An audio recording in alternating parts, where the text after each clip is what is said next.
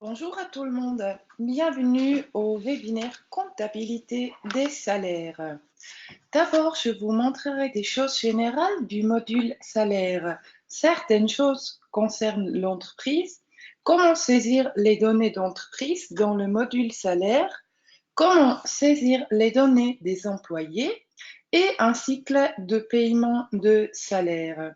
À la fin, je vous donnerai des conseils du support ainsi que des astuces. On va rentrer dans le module salaire. Donc, vous voyez ici, c'est un onglet séparé. Comment faire pour tester le module salaire? Vous pouvez aller sous les paramètres, Packages licence utilisateur, et ici sous commande Bexio, si vous êtes en phase de test, vous avez l'option de choisir la comptabilité des salaires. Si vous avez déjà acheté Bexio et vous souhaitez prendre le module salaire, vous avez aussi ici sous paramètres package licence utilisateur, le choix de choisir la comptabilité des salaires, soit pour un collaborateur, jusqu'à 5 collaborateurs ou jusqu'à 25 collaborateurs. Vous pouvez tester la comptabilité des salaires pendant 30 jours et ensuite vous décidez si vous souhaitez l'activer ou pas. Fondamentalement, une information pour vous, Bexio offre un support qui est gratuit. Nous offrons ici le support pour le logiciel Bexio et n'est pas un service de comptabilité. Nous revenons sur le tableau de bord et nous rentrons directement dans le module salaire en cliquant ici dessus. Et vous voyez, il y a un nouveau onglet qui s'ouvre. Ici, nous arrivons sur le tableau de bord de la comptabilité des salaires. C'est la page principale avec un graphique des bulletins de paye. Ici en haut, vous voyez les mois terminés déjà et vous voyez, on est le 9 octobre. Aujourd'hui, il me montre avec le trait le jour actuel.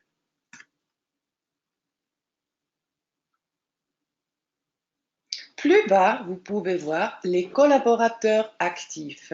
Donc ici, dans mon exemple, j'en ai qu'une seule.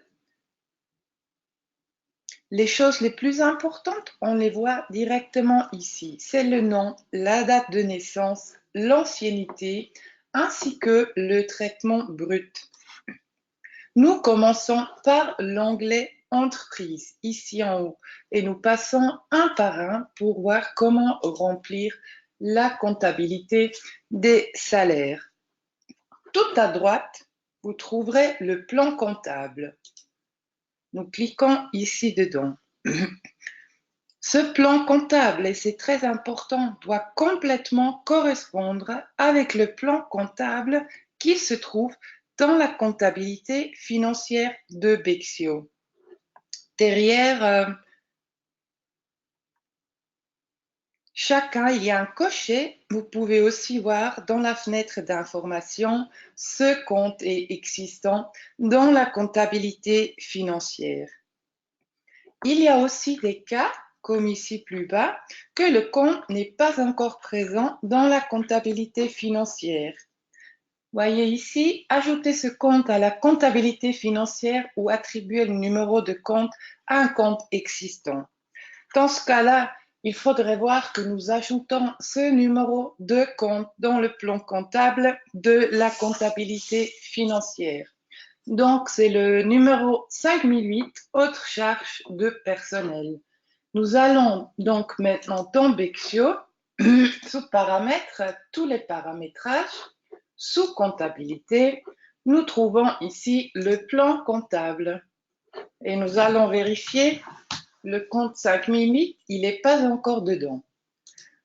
Donc, qu'est-ce que nous allons faire? Nous allons ajouter un compte, nous le nommons 5008. Il s'appelait, on va aller voir, autre charge de personnel, et je le mets au groupe charge sociale et je l'enregistre. Nous revenons dans la comptabilité des salaires. Je vais tout en haut, je dis actualiser. Et nous allons voir le 5008. Maintenant, il est tout bon. Il est vert et nous pouvons maintenant continuer à travailler ici dans le module des salaires. Vous voyez toujours ici sur le côté droit des choses avec un cercle bleu, avec un numéro, combien de choses manquent encore jusqu'à ce que ce soit complet. Donc, le premier pas à faire quand on veut travailler avec le module salaire, c'est d'installer le plan comptable et de vérifier si tous les comptes sont déposés. Sous les types de salaires, ici, sous cet onglet-là, vous trouverez tous les types de salaires que vous pouvez utiliser dans Bexio. Nous avons toute une liste ici. Ça va de salaire mensuel à salaire horaire, indemnité pour ancienneté de service, etc. Donc, on a tout un tas ici dans. Aussi ici, la remarque avec le cercle bleu pour compléter les comptes de comptabilité. C'est assez fixe ici. En allant avec votre souris sur les i pour information, vous avez un petit aperçu qu'est-ce qui est pensé et pourquoi. Sur le côté droit, vous avez toutes les déductions d'assurance, comme par exemple l'AVS, la LAA, etc. Et quel type de salaire à quel genre de déduction.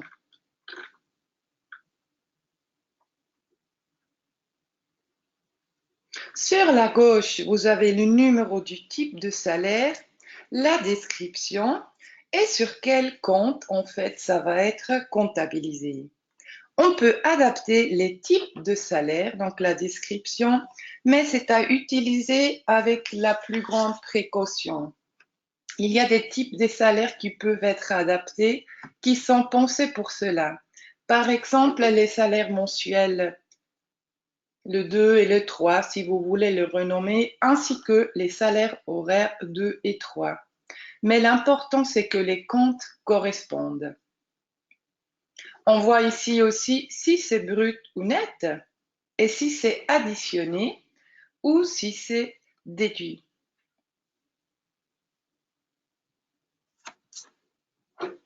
Sous le prochain onglet, on trouve les assurances. Ici, vous avez des différents affichages. La première, c'est la simple et l'autre, c'est l'étendue. Ici, ça suffit de remplir la simple. Le mieux, c'est que nous passons un par un. Donc ici, la première, c'est l'AVS. Vous avez le pourcentage que l'État a spécifié qui est déjà inséré. Et en bas, les frais administratifs. Vous avez à plein d'endroits le i pour information qui vous explique un petit peu de quoi il s'agit si vous comprenez pas tout à fait. Ensuite, on a la CAF, la caisse de compensation. On peut y mettre plusieurs. On peut dire ajouter une caisse de compensation. Et donc ici, c'est les assurances mises sur l'entreprise et ensuite définir dans l'employé laquelle est adéquate pour lui. LPP, prévoyance professionnelle. C'est un petit peu différent. En haut, il y a le nom de l'assurance. Et en fait, c'est tout. Il y a juste le nom de l'assurance. Ici, pareil, vous pouvez en ajouter une autre si vous le désirez. Les assurances que nous rentrons ici sont globales pour tous les collaborateurs. Les paramètres que vous saisissez dans un collaborateur sont ensuite individuels. On y viendra plus tard. Ce qui est important ici, c'est que vous pourrez en ajouter une deuxième assurance LPP par le bouton bleu. C'est comme un deuxième contrat. L'assurance accident, c'est identique. Donc ici, il faudra encore remplir un chiffre qui désigne la partie d'entreprise couverte pour cette solution d'assurance. La prime Et ensuite, la même chose pour l'accident non professionnel. Si vous ne savez pas, vous regardez sur vos papiers d'assurance. La LAAC, assurance complémentaire, c'est la même chose. Travaille aussi avec un code et de la prime pour les hommes et les femmes que vous devez remplir. Les indemnités journalières aussi. Il y a le pourcentage hommes-femmes ainsi que le code, etc. L'important, c'est que tout soit rempli. Sinon, après, le décompte de salaire ne serait pas correct. Le dernier onglet sous l'entreprise, c'est les données de base de l'entreprise. Donc, le numéro 1, les données de référence. Ces données de base sont automatiquement reprises de votre Bexio, dans Bexio du profil de la société. L'important ici, c'est que vous devez, dans le module salaire, insérer un numéro de la commune. Donc, si vous ne savez pas le numéro de commune, vous avez pareillement un I ici comme information. Vous rentrez ici sous l'onglet de l'Office fédéral de la statistique et vous recherchez le numéro de la commune. C'est obligatoire de le rentrer. Aussi, le numéro d'identification de l'entreprise. Et on peut aussi choisir à partir de quelle année on souhaite avoir le module salaire. On peut revenir jusqu'à 4 ans en arrière. L'important quand vous aurez saisi les données, c'est de les enregistrer, sinon ils sont perdus. Établissement stable, c'est comme des succursales. En haut, le siège social, je l'ai mis ici. Il se retrouve à Genève et ensuite, j'ai dit, cette entreprise elle a une succursale à Zurich. Pareillement, on rentre les heures de la semaine dans chaque siège, comme mentionné ici. Il faut aussi insérer dans tous les deux l'adresse complète ainsi que le numéro de la succursale. Impôt à la source. Donc ici, il faut choisir le canton et le numéro de client ou l'IDIS. Ce numéro-là est obligatoire si vous avez des collaborateurs assujettis à l'impôt à la source. L'entité comptable, ce n'est pas obligatoire, c'est facultatif. Ici, sous les coordonnées bancaires, nous rentrons l'IBAN et le BIC de notre entreprise pour faire les paiements de salaire. Sous divers, vous trouverez des données spécifiques. C'est surtout des choses individuelles qui varient d'une entreprise à l'autre. Ici, je ne peux pas vraiment vous conseiller. Vous devez revoir vous-même et choisir ce qui est correct pour votre entreprise.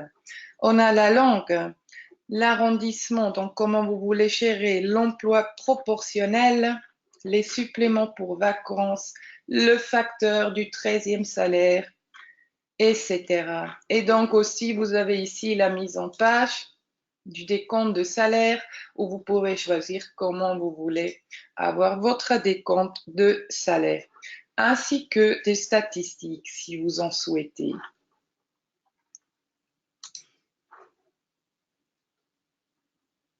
Alors ici, sous le 6, c'est un petit peu pareil. Vous pouvez voir selon votre entreprise comment c'est géré chez vous. Ce qui est important, c'est tout en bas du numéro 6, c'est d'insérer le responsable des salaires. C'est obligatoire. Sinon, les données ne seront pas correctes ensuite. Voilà, donc on a inséré toutes les données sur l'entreprise. On va aller sur l'employé. Ici, j'ai rentré une seule employée pour mon exemple. Nous avons ici aussi la possibilité de voir les employés inactifs, les employés en total et les employés supprimés parce qu'ils ont quitté l'entreprise. Dans notre cas, on va rentrer dans notre employé actif. En cliquant dessus, je rentre donc sur mon collaborateur. Ces données, il faut les saisir pour tous vos collaborateurs quand vous commencez à travailler avec la comptabilité des salaires. Donc ici, on va rentrer les données personnelles, le nom de famille, prénom, sexe, la date de naissance, ainsi que la nationalité, la langue et numéro AVS. C'est très important d'insérer les données correctes, puisque, par exemple, depuis la date de naissance sont calculées beaucoup de choses, comme par exemple l'AVS, la caisse de compensation, etc. C'est tout calculé automatiquement.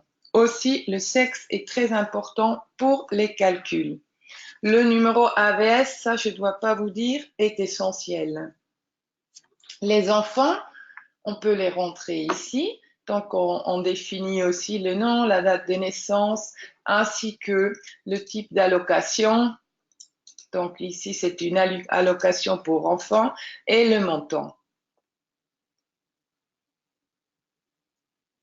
De cette manière, c'est enregistré sous le collaborateur et il ne faut pas le rajouter chaque mois sur le décompte de salaire. Emploi. Ici, il s'agit de l'occupation de l'employé. Depuis quand il travaille chez vous, combien il travaille chez vous, combien il gagne et est-ce qu'il a un 13e. Donc ici, on rentre quand il est entré dans votre entreprise. On peut définir le pourcentage qu'il travaille, le salaire mensuel qui est brut ici. S'il a un salaire horaire, donc il faut cocher ici, choisir par exemple ce qu'il gagne par heure et en plus ajouter un supplément pour vacances ainsi qu'une majoration pour travail de jours fériés pour faire correct. Dans mon cas, elle a un salaire mensuel. Le 13e mois, est-ce que vous voulez le payer une fois par an, au mois de décembre, ou est-ce que vous souhaitez payer une fois au mois de juin et une fois au mois de décembre, la moitié? Ensuite, on choisit dans quel siège il travaille. Est-ce qu'il travaille donc à Genève dans le siège social ou dans la succursale à Zurich? Nombre de jours de congé en cas où il travaille avec un contrat indéterminé. Et donc ici, reprendre les horaires de travail de l'établissement qu'on vient d'insérer avant. Données salariales de base. Ici, vous avez la possibilité d'ajouter quelque chose comme un bonus, quelque chose qui est payé automatiquement chaque mois à ce collaborateur.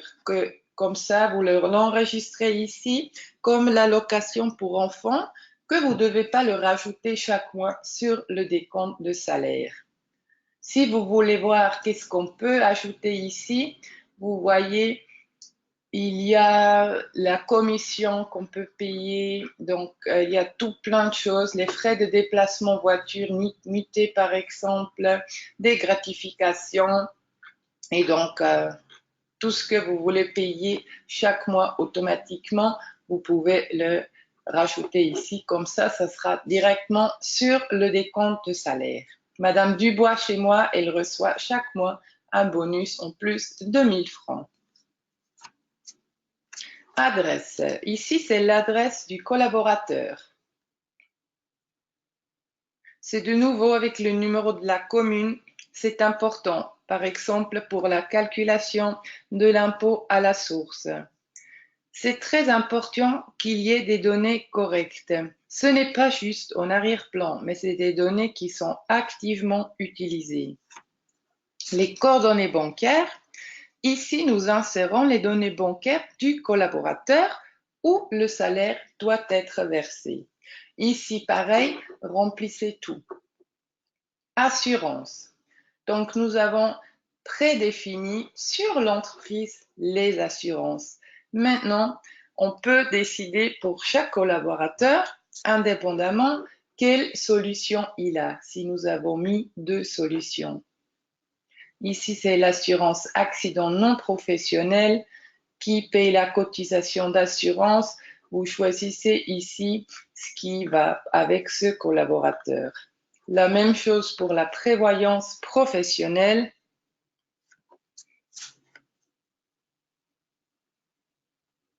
Dans l'entreprise, c'est subordonné et c'est ici que vous fixez les assurances pour votre collaborateur. L'important, c'est que chaque assurance y a coché quelque chose, sinon ça ne calcule pas correctement.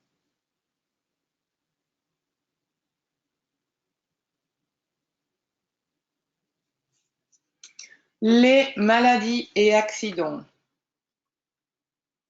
Donc ici, si quelqu'un de vos collaborateurs a une maladie ou un accident, vous définissez, donc vous rentrez la date de quand à quand est-ce qu'il est malade, est-ce que vous avez déjà la date de fin, combien est le maintien du salaire, est-ce que c'est au début 100% et ensuite 80%, et combien est l'incapacité de travail. Et important, dès que vous le rentrez, vous les enregistrez pour avoir la chose fixe dedans, sinon ça n'enregistre pas. Les données de certificat de travail. C'est très spécifique sur l'entreprise et vous pouvez vous-même définir ce qui doit y être. Ici, on trouve aussi les conditions de l'entreprise au véhicule professionnel, par exemple. Je ne peux pas vous dire beaucoup de choses en plus, puisque c'est très spécifique sur l'entreprise directement. L'impôt à la source. Ici, il faut définir l'impôt à la source pour les collaborateurs qui sont assujettis à l'impôt à la source. On rentre le code ici. C'est communiqué de l'entreprise, de votre assurance et devrait être écrit sur les papiers de l'assurance.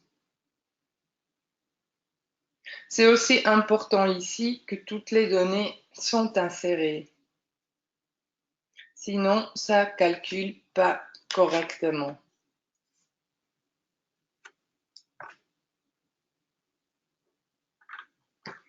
Donc ici, on était sur l'employé.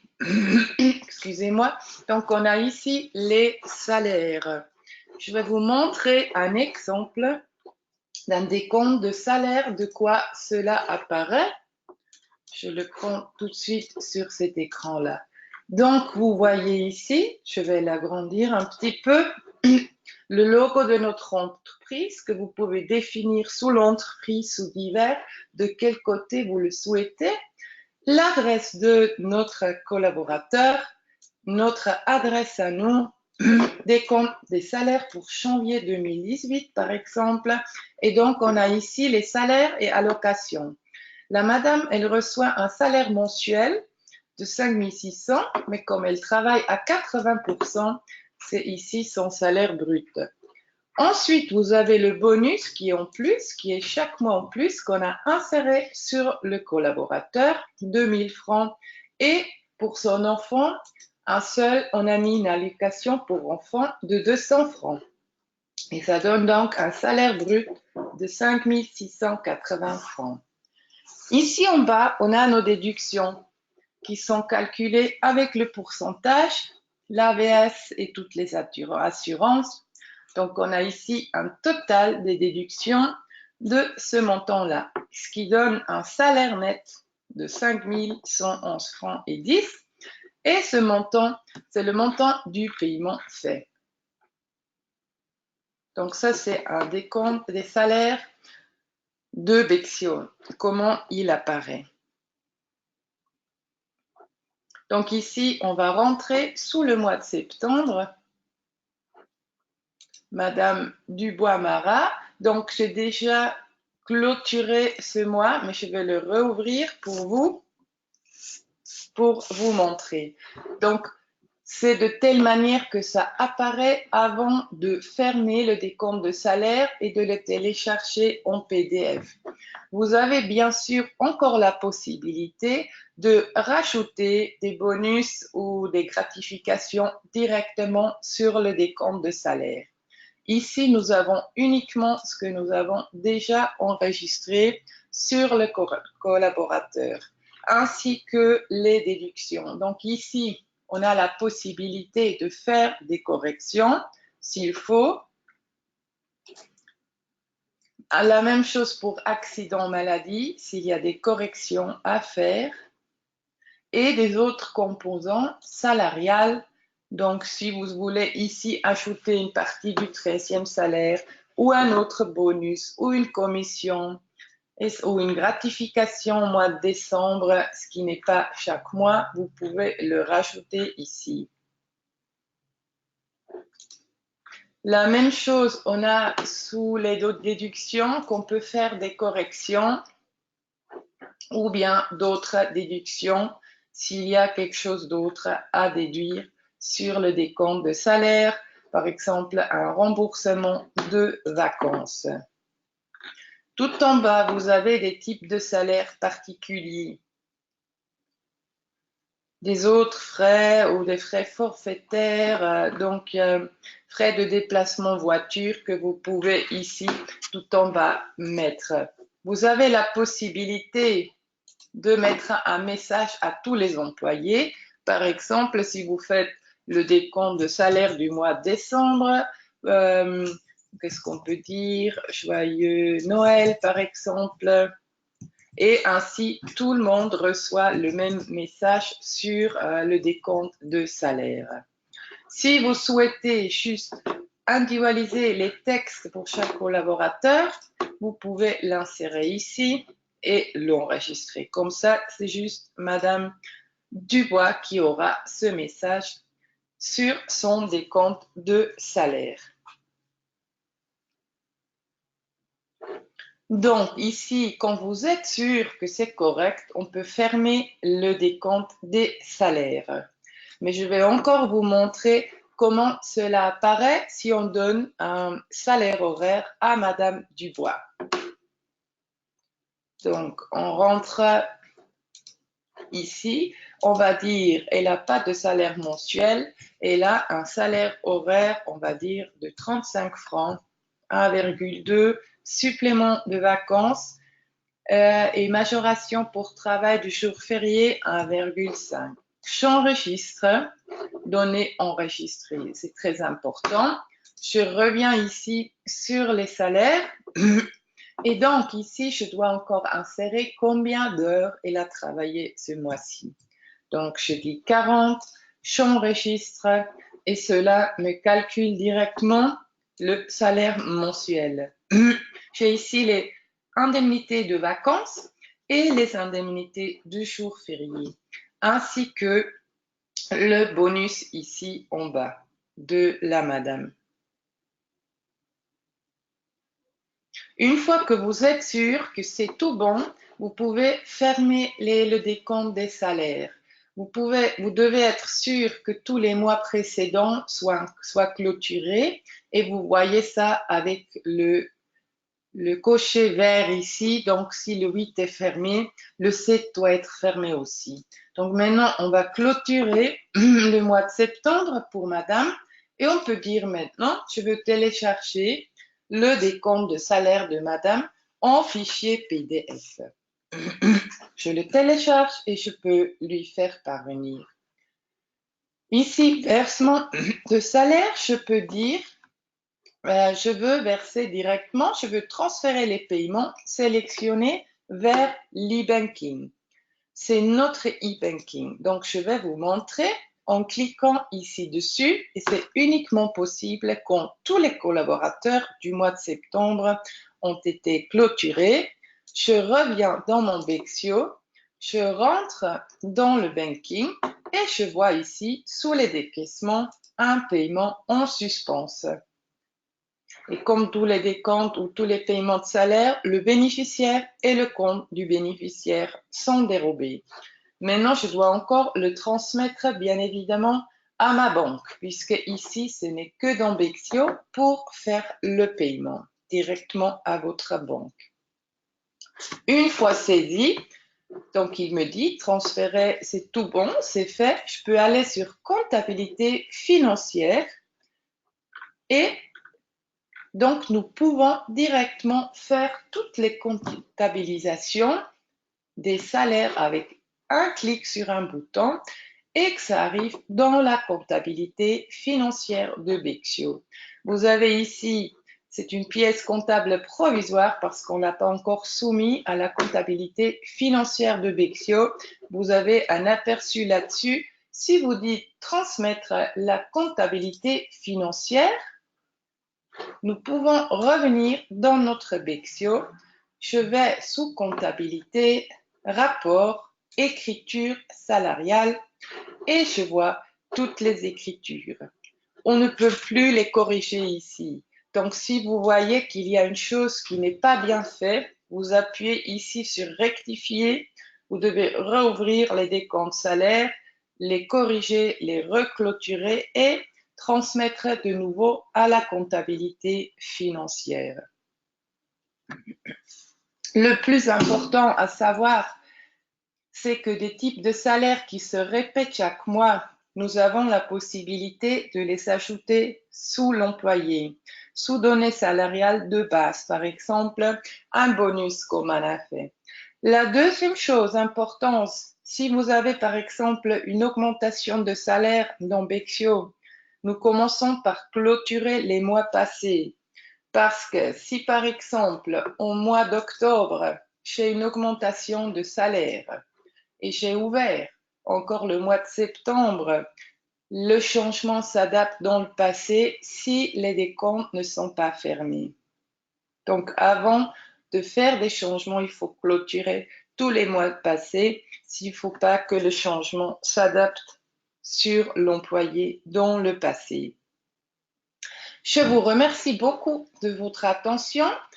Je voulais vous dire sur notre page support.bexio.com, vous avez tout un tas d'articles sur les salaires, des petites vidéos avec des explications si vous avez encore des questions sur la comptabilité de salaire. Merci beaucoup et bonne journée. Au revoir.